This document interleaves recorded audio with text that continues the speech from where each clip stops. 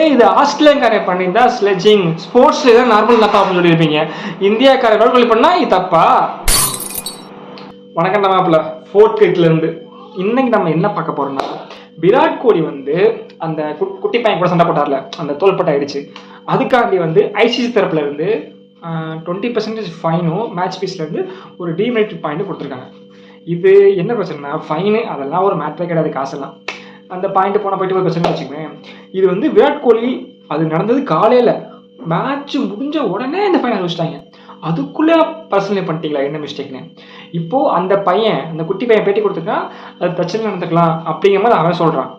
நான் என்ன யோசிக்கிறேன்னா, இது ஃபுல்லாகவே நீங்கள் அனலைஸ் பண்ணல அப்படிங்கிற மாதிரி. விராட் கோலிங்கிறதுனால ஃபாஸ்ட்டாக திருப்பி வந்துருச்சா, சிராஜும் ஹெட்டும் அந்த மோதிக்கிட்டப்போ ஒரு நாள் கழிச்சு தான் நல்லா அனலைஸ் பண்ணி தான் நீங்கள் அந்த ஃபைன் அமௌண்ட் பண்ணீங்க. விராட் கோலினால உடனே வா அந்த எல்லா செலிபிரிட்டி கூடுறாங்க, எல்லா ஸ்போர்ட்ஸ் பர்சனும் சொல்லி இது விராட் கோலி தப்புங்கிற மாதிரி சொல்கிறீங்களே. இதுக்கு முன்னாடி நடந்தது இல்லையா, ஆஸ்திரேலியா போகும்போது நம்ம இந்தியா பேச அனுபவிச்சது இல்லையா.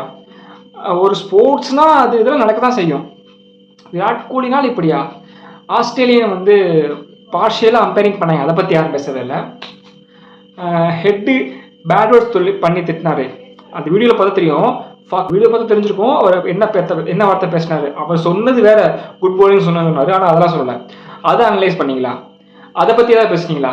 இந்த மாதிரி மித்தவங்க பண்ண எதுவும் வெளிவர மாட்டேது, விராட் கோலியில் மட்டும் வெளியே வந்துடுது.